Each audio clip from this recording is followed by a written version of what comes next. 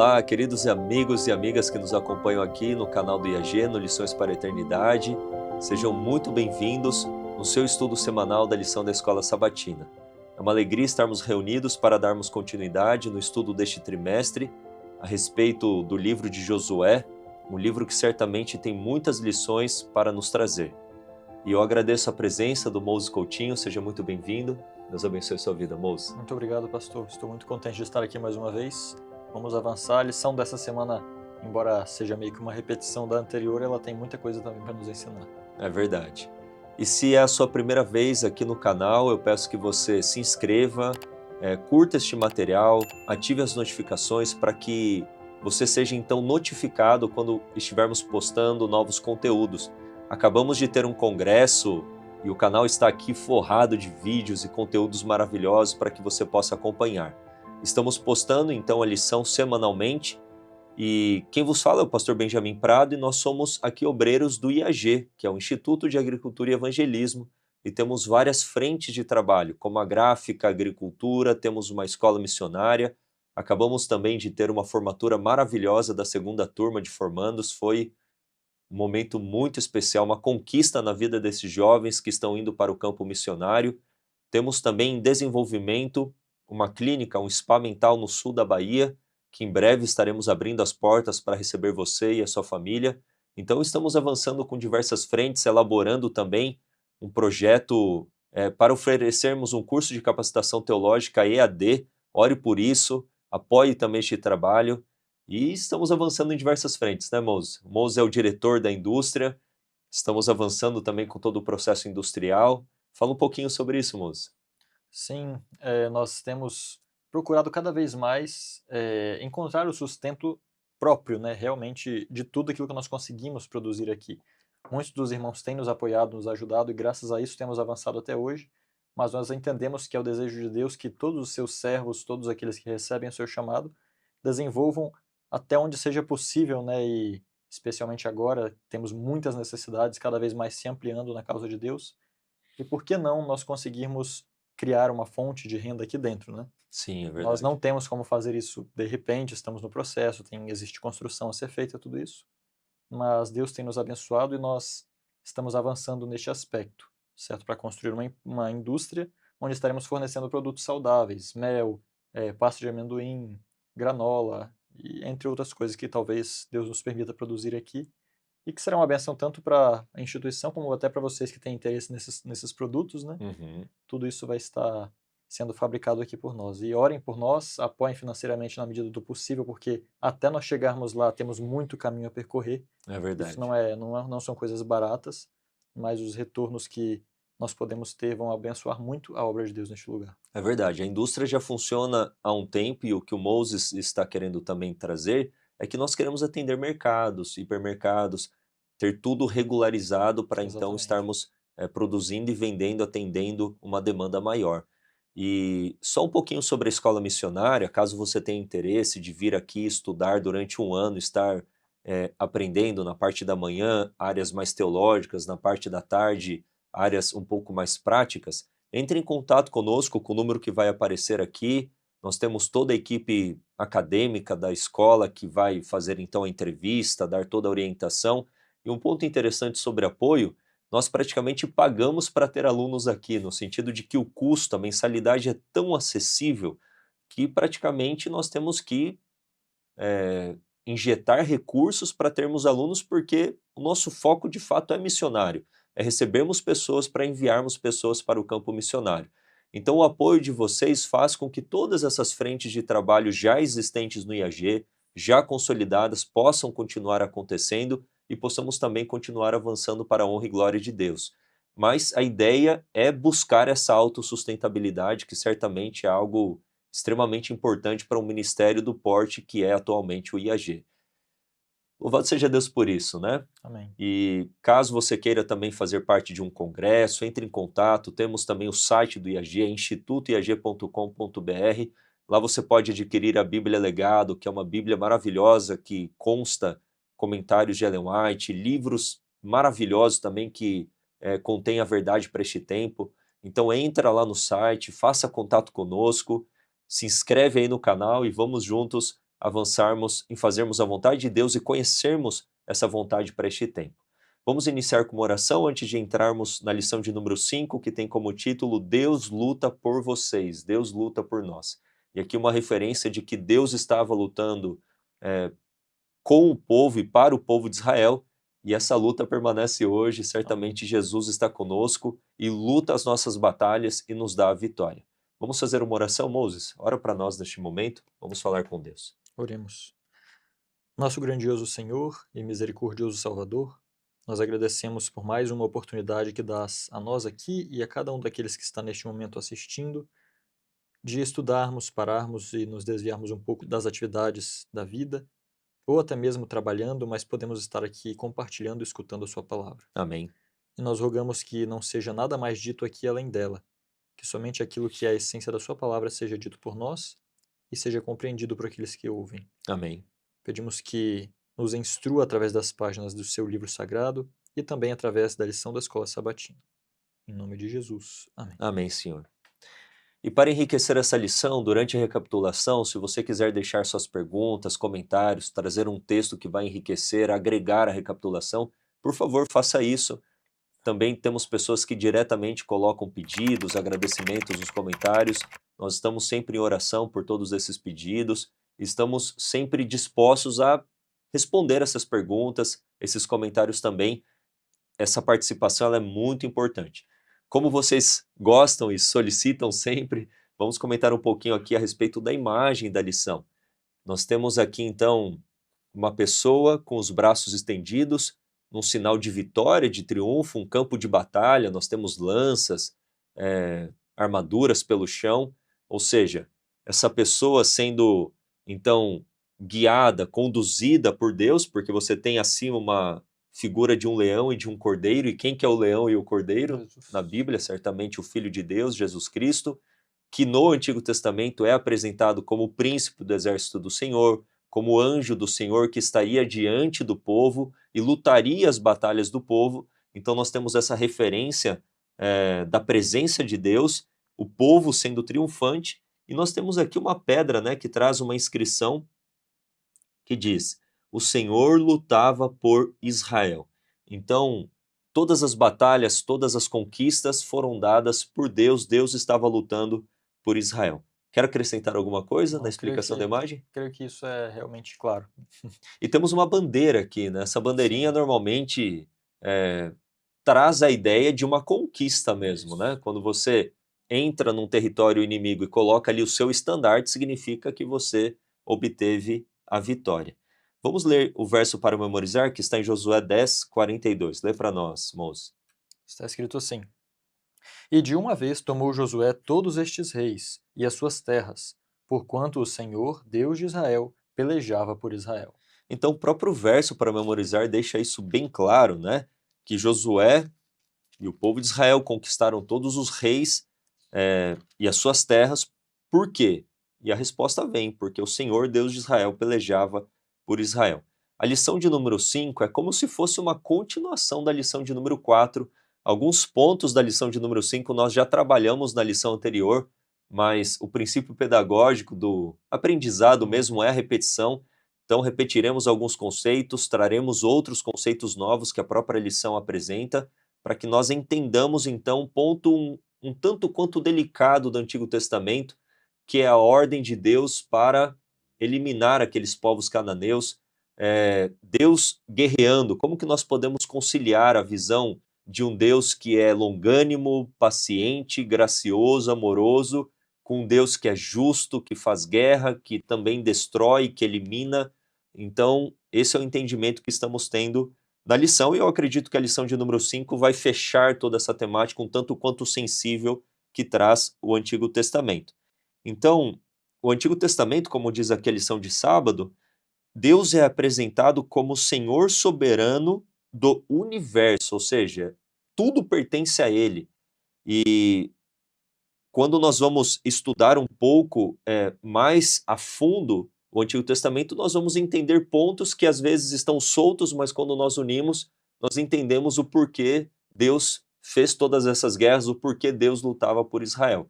E como resume aqui a lição, Quero ler o último parágrafo. Nesta semana continuaremos a explorar a complexidade das guerras ordenadas por Deus, bem como as limitações e condições da guerra divina, a visão da paz eterna oferecida pelos profetas do Antigo Testamento e a relevância espiritual dessas guerras. Então essa semana vai trabalhar dentro aí desse tópico.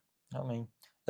Antes de nós avançarmos, né, para domingo, tem algo que eu gostaria de tentar explicar ou tentar usar aqui uma base para esse estudo também, que é um pouco até complexo de ser explicado. Vamos ver se nós conseguimos formular esse pensamento aqui. Uhum. Nós vemos aqui, como o senhor falou, que estão a misericórdia e a justiça, que aparentam ser duas coisas que se chocam frequentemente, especialmente em situações como essa. Como é que Deus pode ser misericordioso e mandar destruir todos os povos? Como é que ele pode ser justo e deixar esses povos sem fazer nada contra eles? Uhum. E aí, quando nós olhamos isso em Deus, nós vemos que em Deus é onde há equilíbrio entre justiça e misericórdia. É No homem, verdade. não. No homem é comum que nós tenhamos tendência ou demais para a justiça ou demais para a misericórdia. Então, quando um pai, por exemplo, ele é tão misericordioso às vezes que passa por alto os erros dos filhos, ou ele é tão justo que E não é não capaz de exercer disciplina. misericórdia. Uhum. Então, fica aquele desequilíbrio. Mas em Deus é onde nós encontramos o perfeito equilíbrio entre justiça e misericórdia. Uhum. O que é justiça? Justiça também tem um outro significado, seria a equidade. Ou seja, uma balança igual. Ela não vai tratar um em detrimento do outro melhor simplesmente por alguma razão ou preferência. Uhum. Existe plena equidade em Deus, ou seja, todos são tratados com a mesma medida, com a mesma balança. Isso é justiça. Agora, o que seria a misericórdia? Porque se só existe a justiça, então nós nem estaríamos mais aqui. A única razão de estarmos aqui é porque existe a misericórdia. Se fosse somente a justiça, já Adão teria morrido ali mesmo, Eva também, e acabou, não há oportunidade. Justiça mantém equilíbrio, mas misericórdia é o que dá oportunidade para quem errou. Uhum. Uhum. E é por isso que a misericórdia, para ela ser justa também, ela não pode ser eternamente tolerante Uhum. com certas coisas. Então, quando nós olhamos, por exemplo, para esses povos, Deus os tolerou por muito tempo, isso foi misericórdia. Mas chega um ponto onde o próprio ser, o próprio ente que é o alvo da misericórdia, pode com suas atitudes fazer com que a misericórdia tenha que quase que passar por cima da justiça. E nesse ponto Deus não permite. Por quê? Uhum. Porque nele está o equilíbrio entre justiça e misericórdia. Uhum. Então, em Deus, nós nunca vamos ver a misericórdia exceder a justiça. Não. Por mais que nós digamos, a misericórdia de Deus é imensa, e tem gente que se arrisca a dizer que a misericórdia de Deus é maior do que a sua justiça. Uhum. Mas não. A misericórdia de Deus e sua justiça, elas andam assim. Sim. Nós não podemos colocar uma como maior do que a outra. Nós temos que ver a grandiosidade das duas. A misericórdia de Deus é imensa. É a causa de nós não sermos consumidos e é a maneira pela qual nós podemos ter esperança de vida eterna. Mas a justiça também é aquilo que nos mostra que se nós não decidirmos aproveitar a misericórdia, ela não vai durar para sempre para nós. Uhum. Então, com esse pensamento, nós vamos poder estar talvez um pouco mais Compreender. embasados, Uhum. sem tanto medo, sem tanto receio. Nossa, por que Deus mandou destruir esse povo? Uhum. Deus tem perfeitamente em sua mão uma linha onde a justiça e a misericórdia estão equilibradas. Outra definição de justiça é estar em harmonia com a lei. Justiça é obediência aos mandamentos de Deus. Se você tem numa balança a lei de Deus e aqui as ações do homem, quer seja como indivíduo, quer seja como uma nação, a partir do momento do pecado, Uhum, a justiça de Deus, ela pesa. uhum. E daí entra a misericórdia de Deus para dar a oportunidade para que este homem, esta Exatamente. nação, volte em equilíbrio, volte em harmonia para com a lei de Deus. Exato. Agora, se a escolha do homem, do indivíduo, é não estar em harmonia, pesado fostes na balança e achado em falta, e a justiça de Deus, ela demanda então a destruição do pecado e do pecador obstinado na sua rebelião. Uhum. Então a misericórdia é um tempo de graça, e como você bem disse, esse tempo ele não é eterno. É um tempo para que novamente essa balança esteja em equidade, esteja em equilíbrio. E esse é um ponto importante porque desde o pecado de Adão e Eva, nós vivemos esse tempo de graça. Uhum. Todos os seres humanos, quer aceitando a Jesus hoje, eu estou falando hoje, quer aceitando a Jesus ou não, vivem por causa da graça e da misericórdia. E Deus está estendendo essa oportunidade para todos para estar em harmonia. Uhum. Mas chegará o tempo em que a graça e a misericórdia não Exato. pleitearão mais, e aí o pecador Sim. ele precisa receber os frutos do seu próprio livre-arbítrio, do exercício da liberdade de escolha. Sim, a misericórdia, inclusive, entendam o que eu vou dizer. No céu, quando o pecado houver sido erradicado, a misericórdia não será necessária mais. Por quê? Misericórdia é você se compadecer da miséria do outro. No céu vai existir miséria? Então, Ou seja, em algum momento a misericórdia tem que ser retirada. Por isso que nós estamos vivendo no tempo de quê? Tempo de graça. Ou seja, em algum momento o tempo da graça vai acabar. Uhum. E nós viveremos em plena justiça, equidade, e tudo vai ser muito feliz, tudo vai ser excelente. A misericórdia é algo bom enquanto existe o pecado. Uhum. Quando o pecado deixar de existir, a misericórdia não tem razão de Não existir. tem mais Em a que miséria eu vou finalidade. ter que me compadecer? E agora, trazendo para a lição, haverá um momento cósmico e universal em que Deus ele vai executar a sua justiça, eliminando para sempre o pecado e o pecador.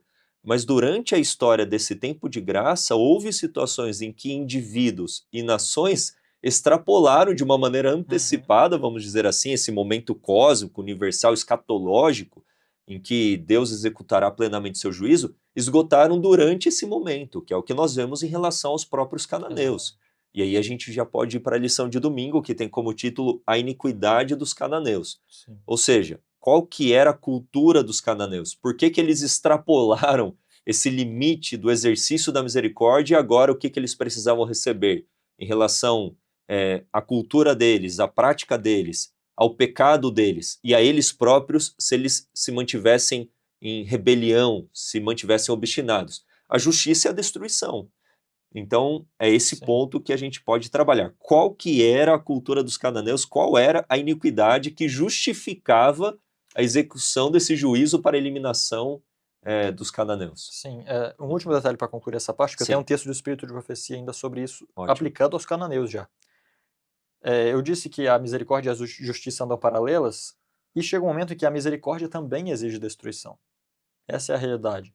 Por exemplo, o que que nós dizemos quando alguém está sofrendo muito, muito, uma doença muito forte e a pessoa morre? O que que muitos falam? Descansou, graças a Descansou. Deus. Ou seja, melhor foi para essa pessoa deixar essa situação de miséria. Uhum. Assim também como para o justo. Às vezes um justo está sofrendo tanto na mão de um ímpio que se Deus olhasse para o ímpio e falasse, não, eu tenho misericórdia do ímpio, deixa o justo ficar sofrendo. Isso seria misericórdia? Não. Então a misericórdia também exige muitas vezes a destruição. Uhum.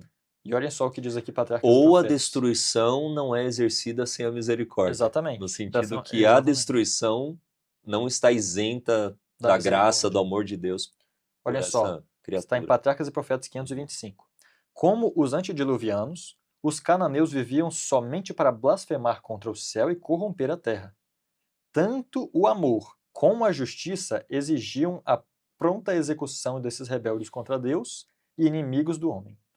Ou seja, amor e misericórdia aqui em linha, Uhum. ficou claro que não poderiam avançar sem destruir esses povos que agora eram rebeldes contra Deus irremediavelmente e inimigos do homem. Então, aqui nós vemos a justiça e a misericórdia perfeitamente equilibradas, né? Exatamente, com esse pano de fundo, isso é muito importante. A lição anterior veio falando da história por detrás das histórias, e falamos do grande conflito, que por trás dessas guerras existe uma guerra maior, e nós temos que ter sempre essa compreensão cósmica do grande conflito, e que Satanás acusou de fato a Deus que ele não poderia ser justo e misericordioso ao mesmo tempo. E as ações de Deus na história vão revelando a sua justiça, vão revelando a sua misericórdia. E isso aconteceu como ápice na cruz do Calvário. Mas podemos avançar para a lição de domingo? Tem mais algum comentário? Avancemos. E a lição de domingo vem trazendo então qual que era a cultura dos cananeus. E desde a época de Abraão, nas suas peregrinações em Canaã, aqueles povos já estavam ali estabelecidos. E certamente Abraão se deparou com toda aquela iniquidade. E Deus disse para Abraão, em Gênesis 15, versículo 16, e a quarta geração da sua descendência, e aqui a gente pode colocar quarta geração de Abraão até a libertação do povo de Israel do Egito, não dá 400 anos, dá praticamente metade desse período, né?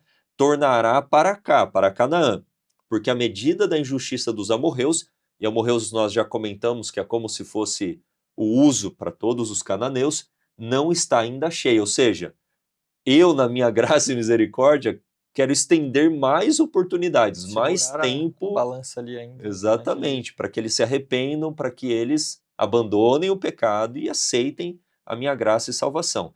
E daí os textos que são apresentados na lição, Levítico 18, 24 a 30, Deuteronômio 18, 9 a 14 e Esdras 9, 11, vem trazendo orientações que Deus fala para que eles não praticassem o que os cananeus praticavam, e por dedução nós podemos entender o que eles praticavam.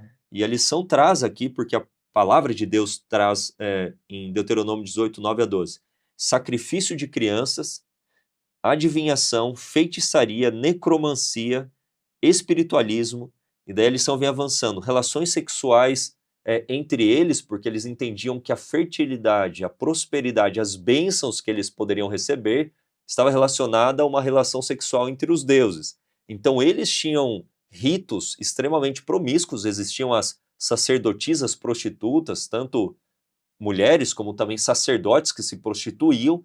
Imagina o ritual, né? Com orgias, com aquela promiscuidade terrível, para que eles pudessem então atrair as bênçãos desses deuses, né? A fertilidade. Aqui ainda traz que eles faziam isso até para incitar os deuses a fazer o mesmo. Exatamente. Ou seja, uma visão totalmente...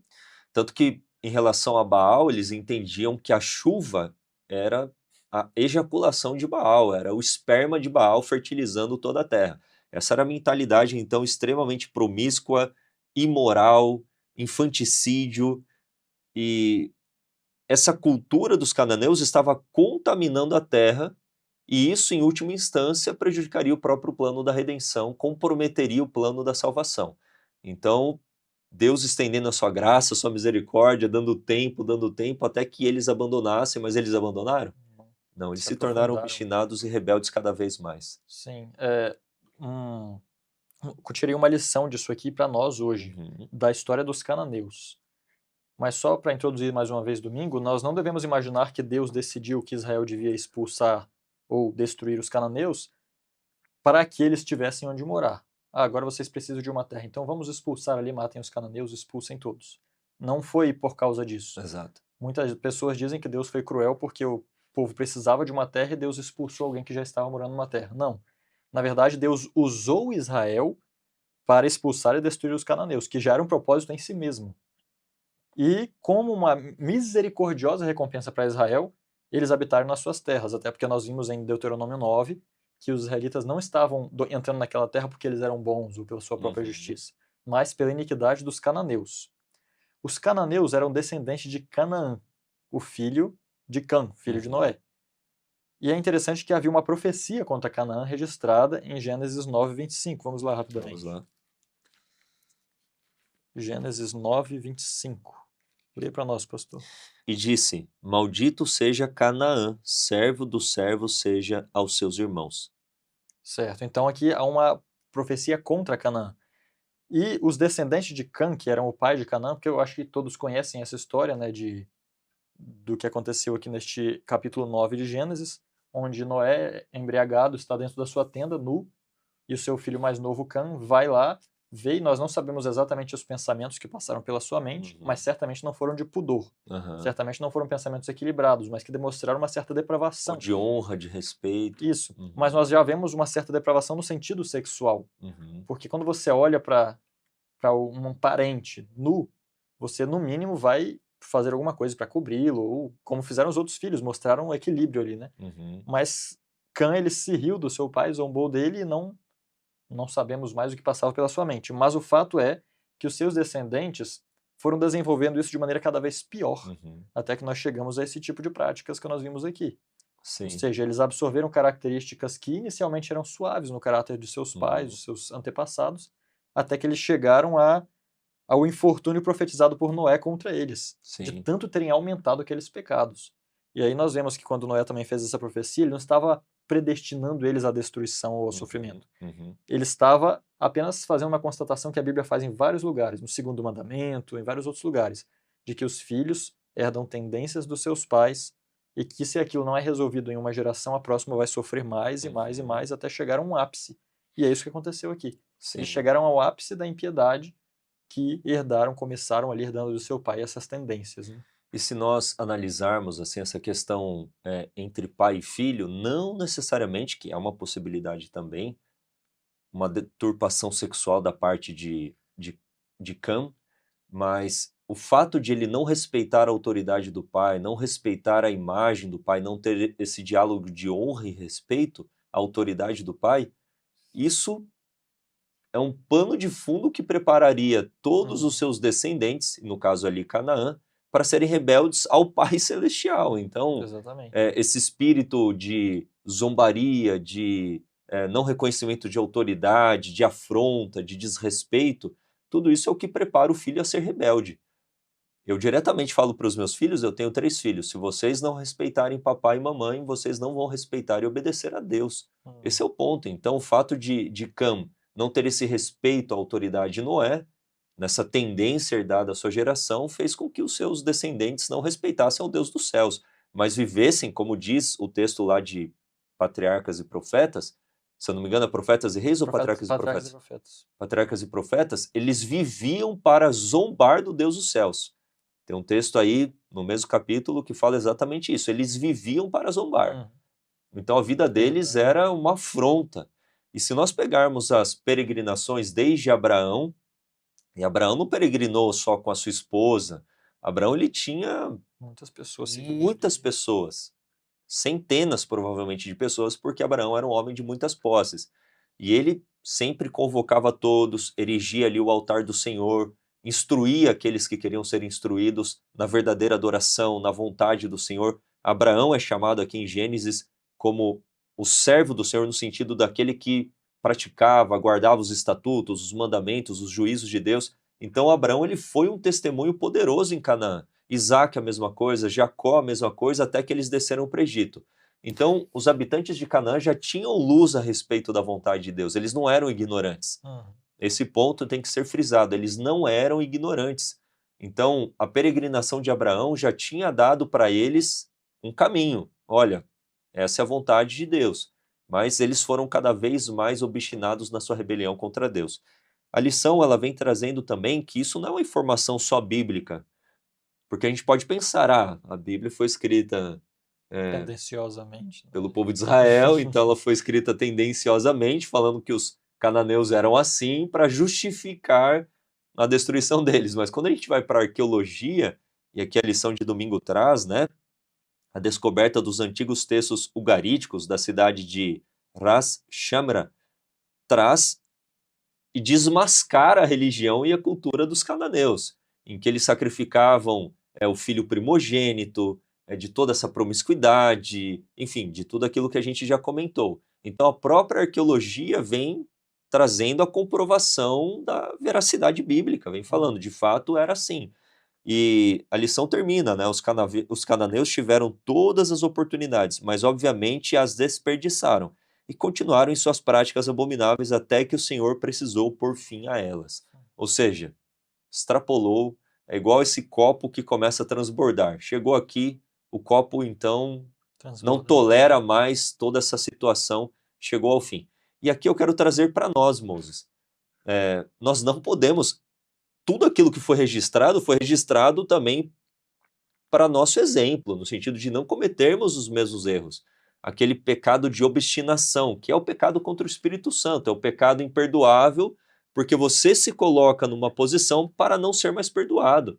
A sua mente é cauterizada, você se torna totalmente obstinado, acariciando o pecado. A única segurança para o pecador é abandonar o pecado e se lançar aos pés de Jesus Cristo. Nós estamos tendo as mesmas oportunidades, na verdade, oportunidades muito maiores pela luz que estamos recebendo da parte de Deus, de abandonarmos o pecado e aceitarmos a vontade de Deus. Mas se nós trilharmos o mesmo caminho que os cananeus, a nossa sorte será a mesma, o fim será o mesmo. Então, nossa única segurança é hoje ouvirmos a voz de Deus, abandonarmos o pecado e nos apegarmos à graça de Jesus Cristo que está disponível para nós hoje, para não chegarmos numa situação que é um caminho sem volta. Então, por mais pecador que a pessoa seja, por mais no lamaçal que ela tenha ido, se você está ouvindo a voz do Espírito, abandone hoje o pecado. porque pode ser um dia tarde demais, quer seja pela morte, quer seja por aquela vida que se obstina na rebelião contra Deus. É um assunto Amém. muito sério e solene esse. Amém. Uhum. Eu achei uma outra coisa interessante também aqui, pastor, que é o seguinte: foi dito aqui que era comum eles matarem seus primogênitos. E isso é uma contrafação daquilo que o povo de Israel também fazia. Aham. Os primogênitos eram dedicados a Deus, mas a diferença no paganismo para o judaísmo ali, a religião verdadeira no caso, era que havia um substituto, havia sempre um substituto para dar a Uhum. misericórdia para o primogênito para que ele não precisasse morrer. E aqui tem um texto que diz assim: uma nação jamais alcançará níveis morais mais altos do que os deuses que adora. Uhum. Isso eu achei muito interessante, porque muitas vezes, e é comum hoje em dia, as pessoas terem pouco conhecimento de Deus e tratarem Deus realmente como se ele fosse meio humano, assim como elas, né? Não que ele não tenha se rebaixado na pessoa de Jesus para estar ao nosso lado, mas aí as pessoas não consideram a santidade ou as exigências da lei de Deus. Humanizam no sentido pecaminoso a Exatamente, Deus. É. rebaixam a Deus. Rebaixam a Deus, exatamente. E isso naturalmente nos fará nos inclinarmos para as práticas de um Deus rebaixado. Quanto mais alto é o nosso Deus, primeiro, nós nunca chegaremos a ser como Deus. Mas quanto mais baixo ele é, mais baixos nós seremos. Uhum. Então nós devemos estudar a Bíblia, a palavra de Deus, com constante reverência e tendo esse pensamento de que o nosso Deus ele é um Deus santo, ele é um Deus excelso, sublime, e assim nós teremos mais motivação e mais razão ainda de chegarmos ao que o pastor estava dizendo, de abandonar aquilo que nos afasta de Deus. Uhum. Pois somente nos aproximando dele é que nós cresceremos espiritualmente. Amém. Louvado seja Deus. Amém. E eu quero só frisar Levítico 18, porque aqui traz outras informações, como eh, a relação sexual entre o homem e animais, a própria homossexualidade. Quando a gente olha para a história de Ló em Sodoma e Gomorra, os habitantes de Sodoma querendo abusar daqueles seres, porque Uhum. eram pessoas novas, que eles não tinham ainda tido relação sexual. Então, todos esses textos mostram assim que o negócio estava desandado mesmo, estava podre, era um câncer que deveria ser removido. Mas tem uma expressão aqui em Levítico 18 que eu quero fazer um paralelo com Apocalipse 3, que fala da situação da igreja de Laodiceia. Levítico 18 fala de que a terra teria que vomitar, ou seja, chegou no limite. Você vomita aquilo que o seu corpo não está mais assimilando, você vomita uma enfermidade. É, e os cananeus tinham chegado a esse ponto, né, de a terra não estar mais tolerando e nem Deus estar mais tolerando. E quando a gente vai lá para Apocalipse 3, nós temos a mesma expressão, Jesus falando, porque não és quente nem frio e porque és morno, estou a ponto de vomitar-te. Ou seja, a igreja de Laodiceia, tendo o conhecimento da vontade de Deus, está chegando a um ponto semelhante aos cananeus, ou até pior, porque vamos lembrar lá de Cafarnaum, de Gerazim, em que Jesus havia demonstrado muitos milagres, mas eles rejeitaram o Filho de Deus. E Jesus fala, se em Sodoma e Gomorra os mesmos sinais tivessem sido mostrados, eles teriam Tenho se se arrependido. arrependido, mas vocês estão obstinados na rebelião. Amados, vamos colocar se em Cafarnaum e Gerazim tivessem sido mostrados os sinais para a nossa geração, eles tinham se arrependido. Ou seja, a gente está pior do que o pior. E se isso aconteceu com eles, não será diferente conosco. Eu quero dar essa advertência porque muitas vezes a gente olha como uma história passada. Não, isso deve ser uma lição para nós hoje, da condição em que estamos. Que nós usemos toda a luz a nosso favor, no sentido de estarmos em harmonia com a justiça de Deus, pela graça de Cristo, pelos méritos de Cristo, pela justiça de Cristo, e que nós levemos isso para as pessoas e pratiquemos isso em nossa vida. O texto de Levítico 18 está aqui no versículo 25. Por isso a terra está contaminada e eu visito a sua iniquidade. Olha só o aspecto da justiça, né? Da investigação também. E a terra vomita os seus moradores. Então, é uma advertência aí para nós. Sim, é interessante, só uma pequena Sim? observação. O senhor falou, né, estar na igreja, no povo de Deus, não nos priva de estar nessa situação. E uma É. prova disso são os próprios israelitas um pouco depois. Nós vimos o caso de Sodoma e Gomorra, o qual foi exatamente o pecado que eles queriam cometer ali com os anjos, e só demonstrava como eles estavam, né? Não foi aquele pecado que os fez ser destruídos, ele só demonstrou como estavam. Exato. E veio a destruição sobre eles, de maneira que não sobreviveu ninguém senão Ló e sua família. Da mesma maneira, nós vemos com a tribo de Benjamim depois, no livro de Juízes. O mesmo pecado eles tentaram cometer com uma pessoa lá também. Está lá uma história bem estranha, inclusive, Sim, registrada ali. E, no fim, essa tribo quase foi exterminada de Israel. Por pouco não foi exterminada, sobraram pouquíssimas pessoas. Isso nos mostra, mais uma vez, que isso não é algo que estar no meio do povo de Deus me priva, né? exato. Isso nos mostra que, assim como Não é preferência, igual você falou exatamente. no A início. equidade é, independente de quem é você, qual é o seu nome, qual a sua cor, de onde você mora, são as atitudes suas que eu vou pesar. Essa é a Uhum, justiça de Deus, né? uhum. De cada um. E nós temos advertências, né? Quando vocês entrarem, não façam a mesma coisa que eles Uhum. fazem, porque se vocês fizerem, vocês também Vão serão passar a mesma expulsos. situação. Então aí está a justiça, não tem o filho mimadinho, preferido, que teria privilégios que os outros não teriam. Não é esse ponto, né? É de fato a respeito da justiça. E falando de justiça, na segunda-feira vem falando a respeito do juiz supremo. E só um detalhe aqui: alguns solicitam para nós lermos e respondermos as perguntas. Eu só quero explicar um pouquinho do propósito do Lições para a Eternidade, para que fique bem clara a proposta que temos aqui na recapitulação da lição. As respostas são dadas na própria lição na sexta-feira. Então, se você tiver dificuldade de responder alguma pergunta, vai lá na sexta-feira que traz as respostas de todas as perguntas da lição. A nossa proposta é trabalharmos pontos principais da lição e acrescentarmos com comentários, textos que podemos ler para agregar e enriquecer toda a recapitulação.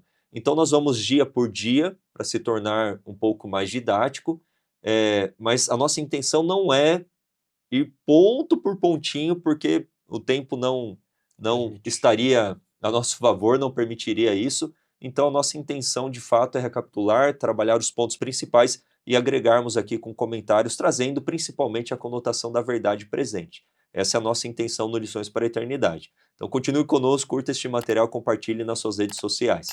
Então, a lição de segunda vem falando a respeito do juiz supremo. Ou seja, quando a gente fala de justiça, como que este juiz ele é? Como que ele é definido? Qual que é o adjetivo para este juiz? A execução do seu juízo é um juízo parcial, é injusto? Como que a lição vem descrevendo a respeito desse juiz, as suas ações e o que isso tem a ver com toda a temática aí da lição? Sim, na verdade, pelo que eu pude perceber na lição, e também através do estudo da Bíblia e do Espírito de Profecia que nós percebemos no geral, toda a atitude de Deus tem um propósito definido, que é restaurar a paz e a justiça. Esse é o propósito de Deus com tudo que ele faz. Não tem uma outra coisa que ele tenha no coração para tomar as atitudes. Ele quer restaurar a paz que havia antes do pecado entrar no mundo. Uhum. Ou seja, se a paz existia antes do pecado entrar no mundo, o que tirou a paz do mundo? O pecado. Uhum. Portanto, o pecado é um poder que atua contra o propósito de Deus. Assim como os povos das nações, ao se oporem a Israel, se colocavam no caminho do cumprimento da ordem de Deus de que aquela terra deveria pertencer a Israel, assim o pecado se coloca no caminho de Deus no propósito de restaurar a paz do mundo, restaurar a justiça no mundo. Portanto, Deus se torna um guerreiro também. Ele começa a lutar com um objetivo claro: destruir o pecado totalmente. Esse é o desejo de Deus e esse é a motivação também de cada atitude de Deus. Uhum. E muitas vezes, isso é algo que nós devemos guardar profundamente no nosso coração, isso incluirá destruir os recipientes do pecado. É verdade. Imaginemos nós aqui que nós tenhamos uns copinhos, frascos de barro que nós usemos em casa e algum deles está contaminado com veneno altamente letal, uma bactéria ali mortal. O que nós fazemos? Nós jogamos o conteúdo fora e usamos o copo? O que nós fazemos com esse A copo? gente limpa ele, A gente limpa, mas se um vaso de barro com veneno mortal, daí uma joga bactéria, fora na queda. você vai fazer o quê? O pecado é literalmente isso. O pecado não é qualquer coisa. Ele é o veneno mortal, ou seja, tudo de ruim que você vê ao seu redor começou com o pecado. Uhum. Ou seja, Deus quer destruir totalmente o pecado. Se não é possível limpar o frasco do pecado, se ainda continua preso coisas naquele frasco, a única maneira de se livrar daquele veneno vai ser, Uhum. infelizmente, dando fim ao próprio frasco. A Uhum. própria é como também uma cesta de frutas e as frutas estão estragando e você olha misericordiosamente para as frutas e fala: "Não, vão parar de estragar, elas vão parar de estragar". E fica ali esperando. Porém, Deus não pode fazer isso, porque por amor àqueles que ainda não que aqueles que não estão apodrecendo, em algum momento ele vai ter que tirar aqueles que estão podres. E é assim que aconteceu no dilúvio, assim que aconteceu aqui. Assim que acontecerá na segunda vinda de Cristo. Exatamente, isso acontecerá. E dessa maneira nós vemos a justiça de Deus e a misericórdia. Misericórdia para aqueles que estão puros, buscando a pureza de coração, e até, como nós vimos no começo, para aqueles que estão cada vez mais se afundando na impiedade. Uhum. A justiça de Deus exige que haja a destruição do pecado e, no fim dos tempos, isso acontecerá onde quer que ele esteja. É Onde verdade. quer que ele esteja. E nossa mensagem, portanto, como adventista é: temei a Deus e dai-lhe glória, porque vinda é a hora do seu juízo. E essa hora desse juízo é o momento onde Deus vai nos analisar a cada um, Uhum. analisar cada pessoa. Ele já começou a fazer isso com os mortos, Uhum. analisando cada um, e ali ele vai vendo qual é o conteúdo desse frasco. Como está a balança, né? Exatamente. Uhum. Se está em harmonia pela justiça de Cristo ou não. Se a profissão de fé foi genuína ou não. Uhum. Exatamente. Então, é isso que eu teria para dizer na lição de segunda. Sim, e a lição de segunda vem trabalhando também, e aqui o início do primeiro parágrafo, a santidade do caráter de Deus significa que ele não tolera o pecado. Exatamente isso que o Moses falou. Chegará o momento em que Deus é santo, ele é justo e ele terá que eliminar por completo o pecado. E quando nós vemos a respeito de Israel conquistando os povos de Canaã, nós temos o texto de Deuteronômio 9, 4 e 5. Lê para nós, Mose. Deuteronômio 9, 4 e 5, que deixa bem claro que não era pela justiça do povo de Israel que Deus estava fazendo isso, mas por causa da sua justiça e porque isso demandava pela situação em que os cananeus se encontravam. Sim. Lê para nós, esse texto ele é muito importante. Não fales no teu coração, depois que o Senhor teu Deus os tiver lançado fora diante de ti, dizendo: pela minha justiça o Senhor me trouxe para possuir esta terra. Mas, pela iniquidade dessas nações o Senhor as expulsou diante de ti. Não é pela tua justiça, nem pela tua retidão do teu coração, que vais possuir a terra. Mas, pela iniquidade dessas nações, o Senhor teu Deus as expulsa diante de ti, para que possa realizar a obra que o Senhor jurou aos teus pais, Abraão, Isaque e Jacó.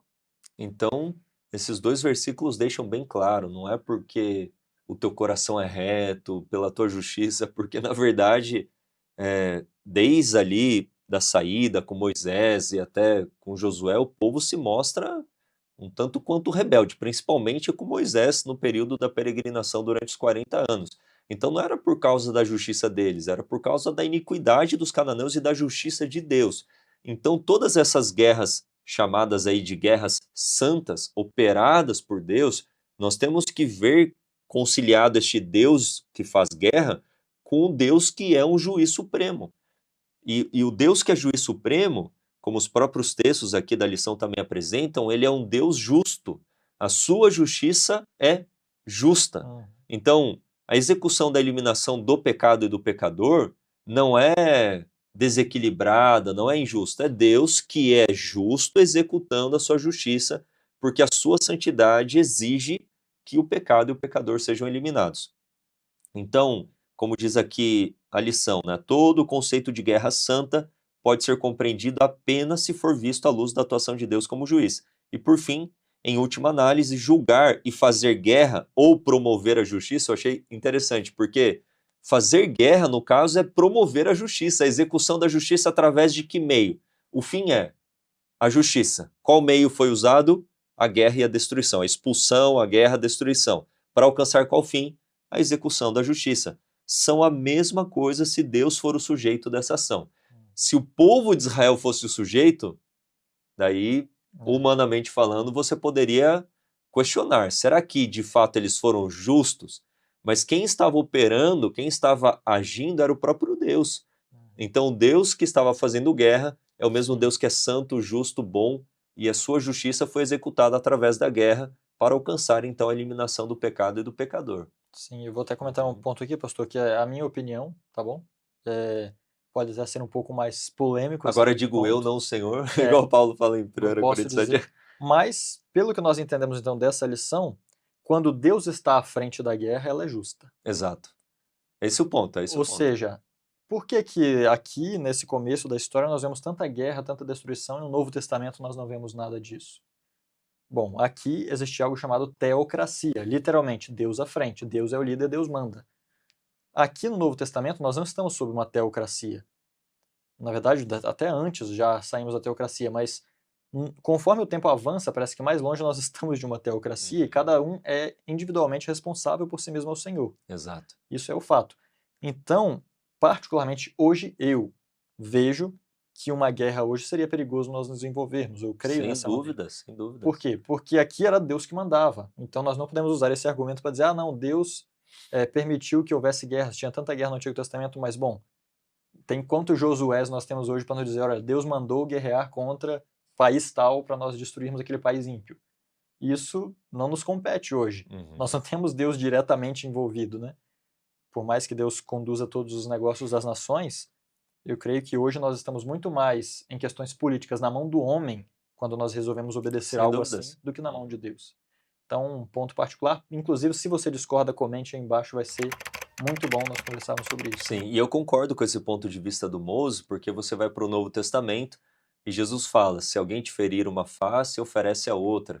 No Como sentido, conciliar isso com no guerras sentido hoje? agora é assim, o espaço é só para o exercício da misericórdia. Deixe a É, justiça com Deus, que no tempo final, escatológico, ou da parte de Deus, pela sua providência, pelo seu agir, a justiça será feita.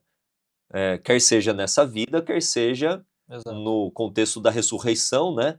Em que cada um não é vai nem colher. não é nem que tem mais misericórdia ou justiça hoje. É que o espaço como- por exercício para você hoje, misericórdia. Exatamente. Mas por que não a justiça, Senhor? Porque não é uma teocracia. Deixa nas minhas mãos.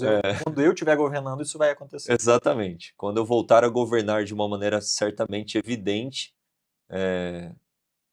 Tudo a justiça será executada. Exatamente. Da sua parte, faça misericórdia. Exatamente. Perdoe quantas vezes? 70 vezes 7. E é o espaço, né? E assim como queremos receber de Deus o perdão e a graça e a misericórdia, exerça isso para as pessoas. É assim que nós conciliamos e não vemos dois deuses. É o mesmo Deus, porque o mesmo Deus que lutava as guerras de Israel é o mesmo Deus encarnado no Novo Testamento. Então, é a mesma Eu pessoa, é diria o que- Filho de Deus. Eu diria que antes de de um grande efeito de justiça no sentido de aplicação de juízo, quanto maior é a aplicação de juízo, parece que maior é o tempo de misericórdia anterior. Tanto é que o juízo foi grande sobre os cananeus? Foi, eles tiveram 400 anos de graça. Aham, Então foi um tempo bem longo. Mas a última eliminação do pecado vai ser algo como ninguém nunca viu. exato. Então, Deus está dando um tempo de graça muito maior. Na época de Abraão, Deus não mandou Abraão destruir os cananeus, apesar deles serem ímpios, ou seja, a longanimidade estava ali, chegou o momento que caiu o juízo. Hoje nós estamos no momento de maior longanimidade de Deus durante toda a história. Mas isso não quer dizer que Deus mudou. Pelo contrário, ele está tentando nos fazer voltar para ele enquanto há tempo, antes que a Exato. justiça venha e traga o juízo. E a gente tem lá em Apocalipse a pergunta, no contexto dos selos, até quando, Senhor, não julgas e vingas? E vai chegar o momento em que Deus ele vai vingar e ele vai julgar. E isso acontece em relação ao que o Moses falou, né? Desde 1944, 22 de outubro, Jesus está julgando o seu povo, mas não é contra nós, é a nosso favor, para estarmos habilitados para a volta de Jesus, mas o contexto das pragas é um momento de vingança. A vinda de Cristo, que para os filhos de Deus, o fogo consumidor de Cristo é glória para os filhos, para os ímpios é um fogo que de fato consome e destrói. Então, nós temos de fato, quando de uma maneira clara, visível, o governo de Deus for exercido através do Filho de Deus, quando tudo for colocado debaixo dos seus pés, a justiça certamente será executada como foi nesse contexto. É só uma questão de tempo. O Deus é o mesmo, o seu caráter é o mesmo e o sempre será. Deus ele não tem um caráter volátil. A vontade de Deus não é volátil. Não muda de Não acordo muda. com- Deus ele não muda. E louvado seja Deus por isso, Amém. porque na estabilidade de Deus, a gente pode encontrar na nossa instabilidade, podemos encontrar esperança e paz. Vamos avançar para a lição de terça, que tem como título Desapropriação ou Aniquilação. E aí, moço? A gente estava até conversando sobre isso antes do início aqui da gravação, tentando alinhar as ideias, porque a gente tem textos falando claramente que Deus enviaria vespões para expulsar, e ele anjo expulsaria, o anjo expulsaria que estaria diante, expulsaria, mas tem textos, não, eles serão destruídos, serão eliminados, serão mortos. E aí, o que que é? É uma contradição? Como que a gente pode compreender a harmonia a respeito deste ponto, né? Realmente é bem interessante, porque em alguns lugares diz uma coisa e em outros lugares diz outra, né? Mas o fato é que o juízo deveria ser aplicado. E, na verdade, a própria atitude dos cananeus decidiria se eles seriam destruídos ou se sobreviveriam. O fato é, não tinha mais volta. Eles não poderiam ficar com aquilo que eles tinham, a sua vida não poderia continuar como antes. Ali eles não ficavam mais. Não ficavam ali mais. E, como exemplo disso, eu coloco o que o Patriarcas e Profetas fala a respeito dos antediluvianos. Está escrito que o pecado dos antediluvianos foi o mau uso dos dons de Deus. E nós vimos já no começo da lição que a terra de Canaã era uma terra rica, muito rica. Olha, eles trouxeram um cacho de uva, 2 homens carregando ao mesmo tempo, porque era muito grande, ou outros frutos. Tudo mostrava que aquela terra era uma terra realmente que manava leite e mel, ou seja, riquíssima como uma terra da criação, digamos assim. A terra após a criação estava rica em todas as coisas boas que Deus havia posto na natureza para o homem, e o homem estava fazendo mau uso delas, a ponto que Deus, entre aspas, né, de acordo com a nossa visão humana, ele se arrependeu de ter feito o homem. E aqui chegou o ponto onde os cananeus já haviam abusado tanto, usado tão mal os recursos de Deus, que agora Deus disse, vocês vão perder todos esses recursos. Tanto é que as terras ao redor eram desérticas. As peregrinações do povo de Israel foi feita onde? No deserto. Só que chegou nesse ponto, esse ponto era um lugar muito rico. E agora a punição de Deus consistia em desapropriá-los daquilo que eles tinham ali. Isso poderia ser feito realmente através, inicialmente, como nós vemos na maioria dos textos. Parece que no começo a ideia é desapropriar. Ou seja, enviarei pães e vão adiante de vós expulsá-los, os anjos. Mas em Josué, capítulo 11, verso 19 e 20, nós vemos outra coisa. Vamos ler lá rapidamente. Josué 11. 11, 19 e 20. Leia para nós, pastor. Diz assim: não houve cidade que fizesse paz com os filhos de Israel, senão os heveus, moradores de Gibeons, de Bionitas. Por guerra as tomaram todas. Porquanto do Senhor vinha o endurecimento de seus corações para saírem à guerra contra Israel, para que fossem totalmente destruídos e não achassem piedade alguma, mas para os destruir a todos, como o Senhor tinha ordenado a Moisés. Exato. Se nós vamos a Juízes, nós vamos ver que algumas das nações fugiram. Mas aqui no livro de Josué, nós vemos que na época de Josué, todas as nações fizeram guerra contra eles. Todas. Então, qual era a questão? Deus falou, vocês vão destruir totalmente. Se eles fugirem, obviamente Deus não queria que eles passassem os seus dias perseguindo inimigos fugitivos até destruí-los totalmente. Mas aqueles que lhes opusessem guerra, ali eles deveriam ser totalmente destruídos. Ou eles fugiam daquela terra, ou eles seriam destruídos. Esse era o fato.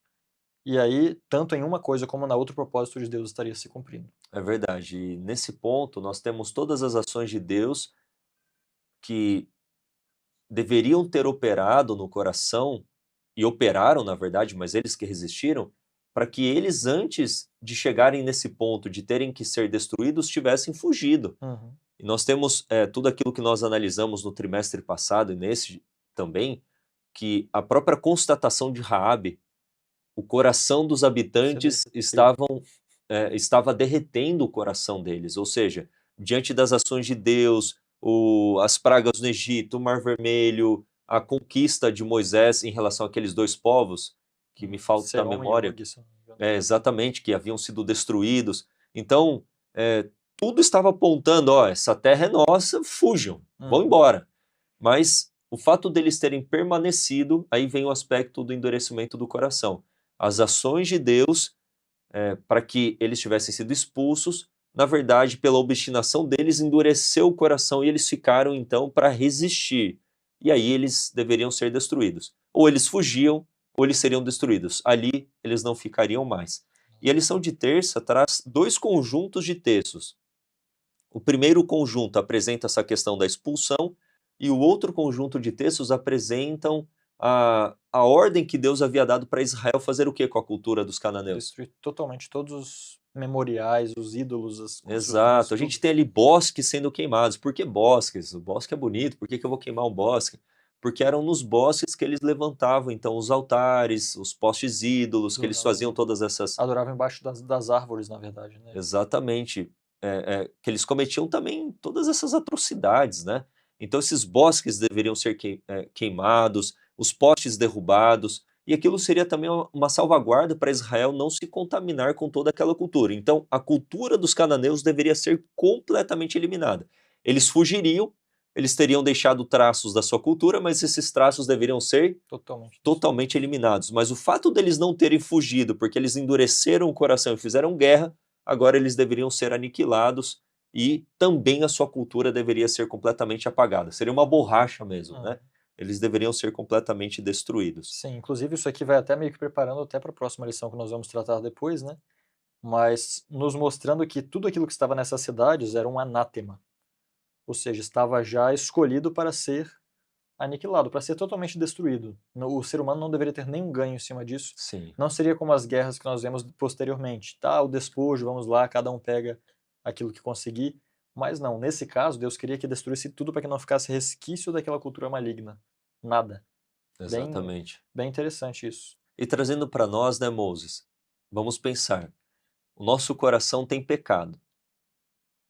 E aí vamos colocar traços do caráter pecaminoso. A nossa vida tem pecado. Uma ou duas. Ou você expulsa o pecado, e você então se coloca numa posição para ser salvo por Deus, no sentido de aceitar a sua graça, a sua justiça, ou se eu retiver o pecado, obviamente eu estarei sendo obstinado e junto com o pecado eu terei que perecer. É a mesma coisa. Vamos imaginar aqui os cananeus em relação a um indivíduo. Vamos pensar um ser humano chamado cananeu. Ou ele eliminava o pecado da vida dele, ou ele seria eliminado, porque junto com o pecado, se eu estou ali preso ao pecado, eu preciso ser eliminado junto com o pecado. Foi o que eles fizeram. Ao invés de eles eliminarem o pecado, no sentido de terem fugido e terem tido nas nações vizinhas, na diluição da cultura deles, em ambientes mais desafiadores, em desertos, serem habilitados, vamos supor, a buscar a humilhação, o arrependimento, o abandono do pecado, eles falaram, não, o pecado vai ficar aqui dentro. Então, não restou alternativa, eles deveriam ser agora completamente destruídos. Isso se aplica a mim e a você também. Esse tem que ser o ponto da lição, né? E a pergunta da lição de terça fala, quais elementos de seu caráter e de seus hábitos precisam ser eliminados? Porque se eles não forem, infelizmente, quem acariciar o pecado terá que ser eliminado juntamente. Colocar até um exemplo como se nós queremos um novo homem dentro de nós, sim ou não? Exato. Só que não existe como nós termos dois homens aqui dentro.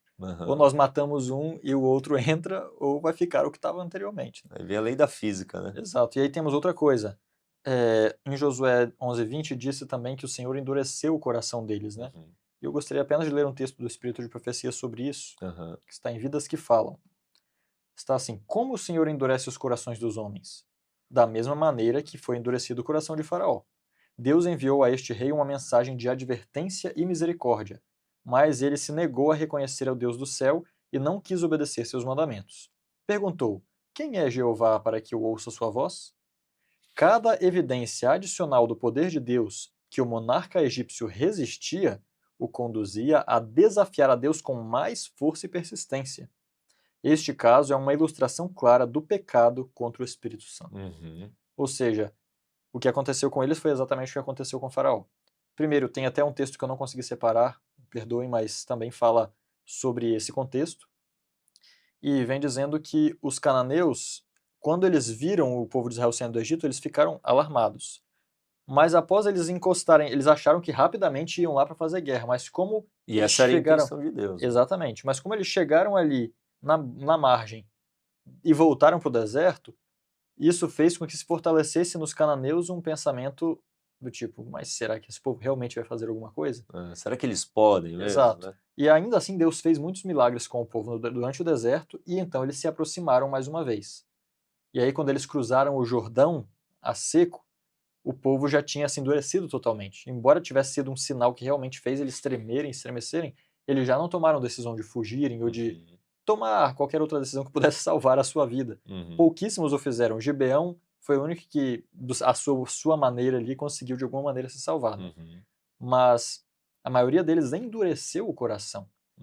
E a verdade é que, por mais que pareça que não, quanto mais nós resistimos, por mais que sejam claras as demonstrações do poder de Deus, da justiça de Deus ou da verdade, mas é fácil resistir a próxima vez. É verdade. E nós podemos aplicar isso também à nossa vida. Tanto é que está verdade. escrito. E é uma lei até que nós podemos perceber através do estudo da neurociência. Quanto mais nós acariciamos certa coisa, mais fácil é para nós repetirmos e repetirmos aquela coisa, Vira um independente das hábito, né? provas. É. Os gibeonitas se renderam. Eles, opa, então peraí, então Gibeão, uma cidade grande, se rendeu, nós temos que fazer alguma coisa nesse sentido, ou nos rendemos ou fugimos, não sei, qualquer Uhum. coisa. Mas não, eles se juntaram, não, vamos juntar todo mundo e vamos fazer guerra É. contra eles. E aí nós temos em Josué 9 aqui, Josué 10 essa história. Mas isso é o pecado contra o Espírito Santo, basicamente. Quando o coração Exatamente. está tão duro que não importa o que lhe é apresentado, ele sempre vai rejeitar, rejeitar e lutar contra. Né? É verdade, um coração que se torna obstinado, né, na sua rebelião contra Deus. É uma mente cauterizada. Deus tenha misericórdia. Vamos avançar então para a lição de quarta. Você está gostando dessa lição? Deixa aí nos comentários algum comentário que edifica. Deixa aí se você está gostando também. Compartilhe nas suas redes sociais. Se inscreve no canal também. Eu percebo que às vezes temos 8.000, às vezes até 10.000 visualizações e às vezes 1.000 likes. Deixa seu like aí, assistiu? Deixa seu like, porque daí a plataforma entende que é um conteúdo relevante e mais pessoas poderão acompanhar o estudo da palavra de Deus. A lição de quarta tem como título Livre-Arbítrio. E aí a lição traz diversos textos, né? E eu quero até, para valorizar a solicitação de quem nos faz, a respeito de ler a pergunta, que diz assim: como a lei sobre a guerra e os procedimentos contra as cidades idólatras em Israel, apresentados em Deuteronômio, nos ajudam a entender os limites da destruição na guerra em que os israelitas estavam envolvidos? Então, a maneira como o povo de Israel deveria trabalhar com as nações vizinhas seria diferente de como eles deveriam trabalhar com os povos de Canaã. E tem o termo em hebraico aqui, né, a expressão, né, herem, que seria aquilo que muitas vezes é traduzido como anátema, aquilo que pertencia exclusivamente a Deus, que eles não poderiam, então, tomar para si, quer sejam pessoas, coisas, animais, posses, tudo aquilo deveria ser dedicado ao Senhor ou completamente eliminado. E aí a gente tem a história de Acã, né, que passa ali após a destruição de Jericó e toma para si uma capa babilônica, que ele diz que era uma boa capa babilônica, e ciclos de prata, ou seja, uma quantidade ali de um tesouro. Ele tomou para si aquilo que deveria pertencer exclusivamente a Deus, ou seja, ele estava também se corrompendo juntamente com os cananeus. Então, como que a gente pode entender aí essa diferença entre as leis? A ordem de Deus em relação às nações vizinhas e aos cananeus. Como o senhor disse, né, na verdade, aquelas nações já tinham cumprido o seu limite de misericórdia, e não somente isso, eles tinham enchido a medida do pecado que lhes era possível ali, né? E tudo aquilo que pertencia, o Ellen White diz que estava contaminado. Eu Aham. não sei nem explicar isso, como é que um objeto pode estar contaminado, mas isso é o que está dizendo. Tudo estava contaminado. Ou seja, era dedicado a Deus, ou seja, era de Deus. Só que o que que Deus pediu para fazer? Bom, isso aí é meu, e eu quero que vocês destruam completamente. Uhum. Aquilo que Deus até falou, naquilo que não puder ser destruído pelo fogo, deverá ser dado para o santuário. Aham, Ou seja, o exato. fogo ia refinar aquilo, e o que sobrasse de puro ali dentro, que seja os metais preciosos, tudo isso poderia ser então Uhum. usado no serviço do santuário. E é interessante o que que trouxe eles a chegar nessa condição, né? Por que que Deus permitiu que eles chegassem até aqui? Tem um texto que está na lição sobre esse dia. Uhum. Não sei se o senhor quiser adicionar alguma coisa já Não, nesse sentido anterior, aham, senão pode vai mudar avançar. até um pouquinho a tônica. Aham. Diz assim: para incitar a rebelião da raça caída, Satanás fez aparecer Deus como injusto por ter permitido que o homem violasse sua lei. Ou seja, Ellen White está dizendo que Satanás apresenta para o homem, e isso, quantas pessoas não pensam isso? É. Que Deus é injusto porque ele permitiu que o homem violasse sua lei. Aham. Ele sabia todo o resultado, mas permitiu Pelo que o homem violasse. livre-arbítrio. Aham. Exatamente. Disse o artificioso tentador: se Deus sabia qual ia ser o resultado, por que permitiu que o homem fosse provado e que pecasse e introduzisse a desgraça e a morte? Milhares de pessoas repetem hoje a mesma rebelde queixa contra Deus. Não compreendem que, ao tirar do homem a liberdade de escolher, roubam sua prerrogativa como ser racional e convertem em um mero autômata. Não é o propósito de Deus forçar a vontade de ninguém. O homem foi criado moralmente livre, como os habitantes de todos os outros mundos, deve ser submetido à prova da obediência. Ou seja, todos passam por uma prova de obediência. Não existe um ser criado que nunca passou por uma prova de obediência. Mas nunca se coloca uma situação na qual o homem se ache obrigado a ceder ao mal. Ou seja, não existe obrigação a pecar. Ninguém pecou porque era obrigado. Não pode sobrevir tentação ou prova nenhuma que não seja capaz de resistir. Deus tomou medidas tais que nunca o homem teve que ser necessariamente derrotado em seu conflito com Satanás. Isso é em Patriarcas e Tremendo Profetas. texto. Então, nós vemos aqui, né, que Deus era tão justo que, conforme nós vimos já lemos várias vezes Deuteronômio 9, né, e também em 13 e outros, que a decisão humana é o que transforma algo em anátema ou não, alguém. É a decisão humana que no final faz com que Deus decida, não, isso aqui já está definido para a destruição. Deus não olhou e disse que queria destruir. Deus teve que usar a justiça, que é o peso que nós falamos, a equidade, comparação ali da justiça dele com a justiça do homem, ou as atitudes ali do homem, e isso os transformou em anátemas. E nós vemos isso em vários lugares no povo de Deus. Olha os israelitas em Sitim. Qual foi a única maneira de interromper a praga? Foi quando o sacerdote foi lá e matou aquelas 2 pessoas. E os líderes que tinham sido também colocados Israel naquela situação tinham sido enforcados. Deus também os colocou ali como anátemas. Quando Coré, Datã e Abirão estavam ali, Deus falou, não toquem em nada que é deles. Exato. Ou seja, isso não é uma limitação somente ao povo de Israel. Isso aqui pode ser aplicado ao povo de Israel, não, aos inimigos de Israel aqui, né, os cananeus. Todo aquele que se coloca do lado do pecado, exatamente, todo aquele que se coloca do lado do pecado e não se separa dele, vai ter o mesmo resultado. E aí nós vemos, por exemplo, todos eram anátema? Sim, mas e Raabe? Exato. E aí? E os gibeonitas? E agora nós olhamos, o povo era de Deus? Sim, mas e Acã?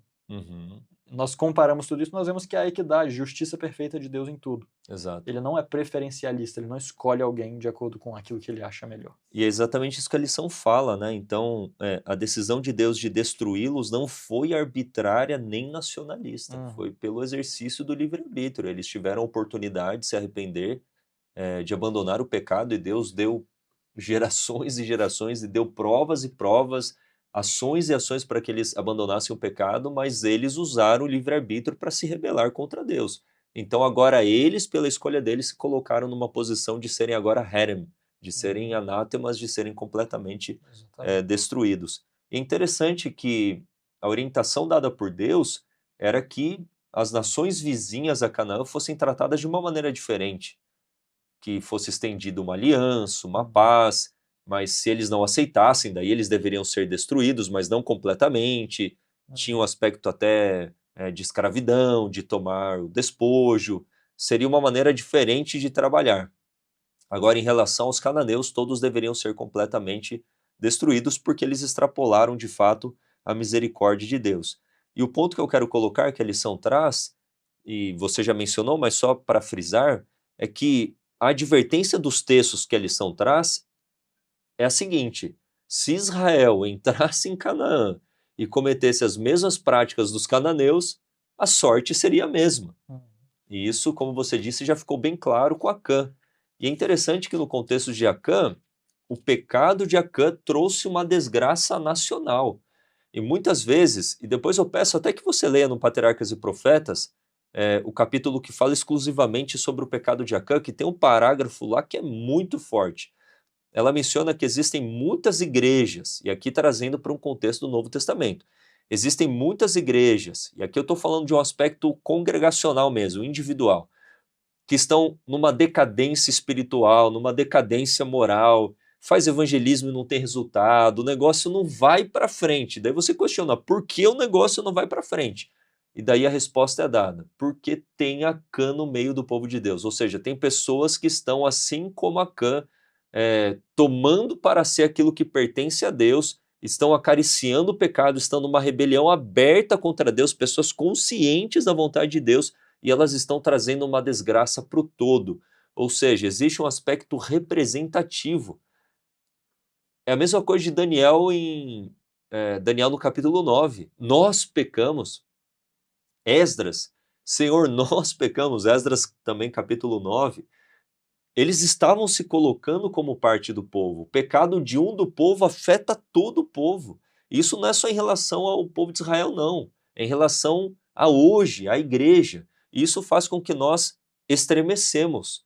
E isso tem que ser advertido para a membresia da igreja. Falar, abandonemos o pecado, nos santifiquemos a Deus. Aquilo que acontece com pessoas do mundo que sofrem porque estão em pecado, não é porque você que conhece a vontade de Deus tem agora carta branca para viver em pecado.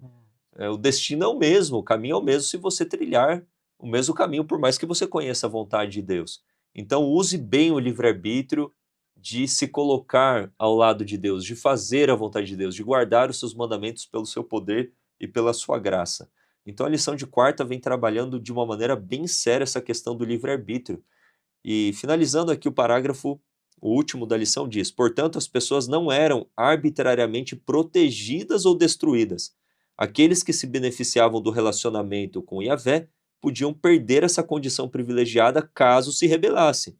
E aqueles que seriam entregues à destruição, o Herem, aqui no caso, né, anátema, podiam se submeter à autoridade de Yahvé e viver, no caso, como você mencionou, de Raabe, dos gibeonitas. Aqueles que estavam condenados, se voltassem a Deus, seriam salvos. E aqueles que estavam no contexto mais, entre aspas, privilegiado, se desobedecessem, virariam de lado e seriam também destruídos. Exato. Se você quiser ler mais também depois, em Deuteronômio 13, dos versos 12 em diante, vem exatamente com todas as palavras dizendo isso. E isso nos mostra que Deus tinha uma guerra e tinha uma inimizade contra os pecados cometidos pelos cananeus, não contra simplesmente as O pessoas. indivíduo. Tanto é que aqui está dizendo justamente que se um homem israelita chamasse outros para praticar os mesmos pecados, tudo daquele homem deveria ser queimado, totalmente destruído e não reconstruído. Ou seja, se transformaria em anátema também. Exatamente. Se você pega até hoje em dia Sodoma e Gomorra, o que ficou lá? Sal. Você vai para Sodoma e Gomorra naquela região, que provavelmente era a região, até hoje as pedras pegam fogo por causa do enxofre. É um negócio tremendo, é um deserto. Hoje 60% da terra de Israel, a parte sul, o deserto do Negev, é deserto. Ou seja, um lugar que provavelmente no passado, como diz Ló, né, ele olhou para as campinas e ele viu como se fosse o jardim do Éden. Muitas regiões que foram de fato contaminadas se tornaram como um deserto, né? Então você vê a consequência do pecado. E o deserto ele tem um sinônimo de morte, de não vida mesmo, né? E esse é o ponto que deve fazer com que a gente pense em relação às nossas próprias atitudes. Vamos para a lição de quinta, que é a finalidade, né? Ou seja, todas essas guerras que foram travadas, porque muitas vezes a paz ela não é negociada, ela tem que ser tomada. Eu gosto desse pensamento que muitas vezes a paz ela tem que ser conquistada e não vamos sentar aqui e negociar a paz. Às vezes a paz ela tem que ser de fato conquistada. E Deus como que ele conquistou a paz? Através das suas ações, e as suas ações que eram meios para alcançar um fim, a sua justiça, a paz. E aí o meio foi a destruição ali da cultura dos cananeus, foi a destruição que prefigura, né, de uma maneira escatológica universal, toda a destruição do pecado e pecador. Então, a intenção de Deus é a paz universal, a misericórdia e a graça estão operando para alcançar a paz universal, a justiça de Deus para alcançar a paz universal. Então, esse é o tópico da lição de quinta aí, o príncipe da paz. Deus é mencionado nas escrituras, o Filho de Deus principalmente, como o príncipe da paz. Vamos trabalhar então esse ponto aqui. Sim, especialmente nesse caso, na guerra de Deus contra o pecado, que nós já falamos, se nós olhamos, por exemplo, histórias de guerras na atualidade no nosso mundo, houve o começo da Guerra Fria, na verdade, a Guerra Fria surgiu a partir de uma tentativa de negociação de paz. Se não houvesse tido isso, provavelmente teria tido uma guerra, nós não sabemos o desfecho, mas o fato é, houve uma negociação, mas a paz não veio. Exato. A guerra continuou existindo. Por isso, e nesse caso especialmente, Deus não pode sentar e fazer um negócio com o pecado para ver Exatamente. quanto tempo dá para permanecer, até onde que a gente vai ali, você fica até aqui, eu fico até aqui. Com Deus, na guerra de Deus contra o pecado, não tem a negociação. Não existe essa negociação. existe misericórdia para aqueles que ainda estão naquele exército e querem vir para cá, mas aquele exército já está condenado. Exato. Esse é o fato. Deus apenas está retardando um pouquinho a aplicação do juízo para que tenham mais oportunidades de salvar as pessoas que estão lá. Isso nos mostra que não é o desejo de Deus destruir vidas por causa do pecado. Uhum. Deus não quer destruir as pessoas por causa do pecado, mas se o pecado não deixa de existir, as pessoas serão destruídas. Essa é a questão. O desejo dele é restaurar, como nós falamos anteriormente, a paz e a justiça no mundo. Uhum. E o pecado deve ser excluído. Mas além de eliminar o pecado para trazer a paz e a justiça, Deus fez mais do que isso. O que mais Deus fez para eliminar a injustiça? Deus mesmo foi lá e aplicou toda a ira da justiça sobre uma pessoa Sobre só. si mesmo, né? Sobre si mesmo. Sobre seu filho, no caso, Jesus Cristo. Todos os pecados do mundo foram castigados na pessoa de Jesus Cristo, para que aqueles que estão daquele lado possam ter a oportunidade de vir para o lado de cá sem sofrer a condenação. Tremendo, Ou louvado seja, seja Deus, Deus aleluia. não é simplesmente um Deus que está disposto a destruir o pecado, ele está disposto a se destruir em certo aspecto pela salvação Para que daqueles que aquele estão que em seria pecado. destruído seja salvo. Exatamente. Uhum. Então nós vemos aqui que Jesus, nesse aspecto, se torna o príncipe da paz e tem o pleno direito de exercer o juízo final. Uhum. Exato. Depois de tudo que ele sofreu para que cada um dos pecadores não precisasse estar daquele lado e ele escolheu mesmo assim rejeitar a graça de Deus, aquele pecador está sob o direito de Jesus tirar a Exato, sua ele vida. está numa situação de ser indesculpável, no sentido não há desculpa, não tem razão para você ter permanecido aí. Foi por apenas livre-arbítrio mesmo, por escolha própria de permanecer nessa condição Rebelião de clara. rebelião aberta e franca. Exatamente. Exato. Então, quando nós olhamos para tudo isso, nós vemos que em Jesus foi demonstrada de maneira maestra tanto a justiça como a misericórdia de Deus, É, na pessoa de Cristo. E nós podemos alcançar em Cristo aquilo que Israel não alcançou nos dias de Josué. Afinal, quando nós lemos aqui em Hebreus 4, 8 a 11, diz assim: Porque se Josué lhes houvesse dado repouso, não teria falado depois disso a respeito de um outro dia. Portanto, ainda resta um repouso para o povo de Deus. Porque aquele que entrou no seu repouso também cessou das suas próprias obras, assim como Deus repousou das suas. Esforcemo-nos, portanto, para entrar naquele repouso, a fim de que nenhum homem caia no mesmo exemplo de incredulidade, aqui falando do povo de Israel. E qual é esse repouso? O repouso é a vida santa que Cristo quer dar a cada um de a nós, uma vida salvação, com a vida uma eterna. consciência livre, uma vida eterna, a salvação plenamente. Isso é o repouso final. Amém. Josué fez o povo entrar ali, mas nós seguimos a história, nós vemos que eles ainda enfrentaram grandes dificuldades, em grande parte pelas suas próprias escolhas também, mas em Cristo nós temos agora o direito e temos a promessa maior, mais ampla, de alcançar descanso pleno de todas essas guerras. Amém. Porque Deus está à frente da guerra e ele quer alcançar a paz e a justiça. O pecado será erradicado então totalmente. E Cristo ressuscitado é o príncipe da nossa paz, né? Nós podemos Amém. dizer dessa maneira. Amém. Tem até um hino que diz isso, né? O príncipe da nossa paz. Façamos, pois, concerto com ele, porque se nós resistirmos ao príncipe da paz, o que vai sobrar? Exatamente. A Sobrar ira. a guerra. A ira. Exatamente. Justificados, pois, mediante a fé, temos Paz. paz com Deus. Romanos 5:1. E aqui a lição de quinta, depois dessa fala maravilhosa, louvado seja Deus por isso, nós temos a história de que sempre foi a intenção de Deus ter paz. Os cananeus tinham extrapolado no sentido que não havia mais negociação, eles deveriam ser eliminados, deveriam ser expulsos da terra. Mas as nações vizinhas, e aqui no caso eram os assírios, Eliseu pede para que os olhos do seu servo Giazi fossem abertos para que eles enxergassem, para que ele enxergasse que aqueles que estavam com o povo de Deus, no caso ali Eliseu e ele, eram muito maiores do que os inimigos. E depois Eliseu pede para que os inimigos ficassem numa condição agora de cegueira. Eles foram conduzidos a Samaria, houve o questionamento, agora você vai matar, né? Agora vai ser eliminado. Daí, não. A intenção de Deus era travar a paz. E é estendido um banquete. E eles retornam para a sua terra. E o texto diz lá, eu quero até ler esse texto aqui, o versículo 23. E apresentou-lhes um grande banquete, comeram e beberam. E os despediu e foram para o seu senhor. E não entraram mais tropas de Círios na terra de Israel. Então, aqui está de uma maneira muito clara que a intenção de Deus sempre foi trazer a paz, e não o conflito, e não a guerra. Isso é conquistado pela misericórdia de fato, né? Pela graça, pelas ações salvíficas de Deus. Aqui esse banquete é a mesma coisa de Jesus para conosco. Como que eu posso ter paz para com Deus? Através das ações de Jesus. Justificados através da justiça, obviamente, de Jesus, temos paz com Deus. E o que Jesus demonstrou para conosco? Amor sem igual, misericórdia infindável, bondade, sacrifício. A paz ela tem que ser conquistada através da manifestação do caráter de Deus. Amém. E aqueles que não quiserem a paz com Deus, que é o que Deus quer, pela eliminação do pecado, ele quer a paz, então restará sobre eles a manifestação da justiça em relação à sua ira, a destruição do pecado e pecador. Então a escolha é nossa, a escolha é minha, a escolha está sendo dada a cada um, né? Amém. Glória a Deus. É isso, como diz aqui a lição na quinta, né? De que maneiras, ao imitar Jesus, você pode ser um agente de paz nos conflitos que enfrenta hoje, seguindo, logicamente, o exemplo que Jesus nos deixou. Finalizamos essa lição que foi maravilhosa.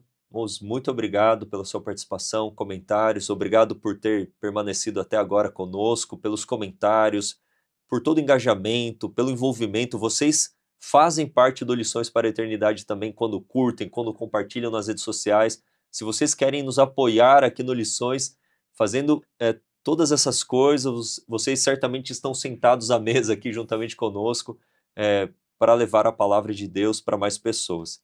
Moses, vamos então para considerações finais dessa lição que foi certamente preciosíssima para todos nós. Amém.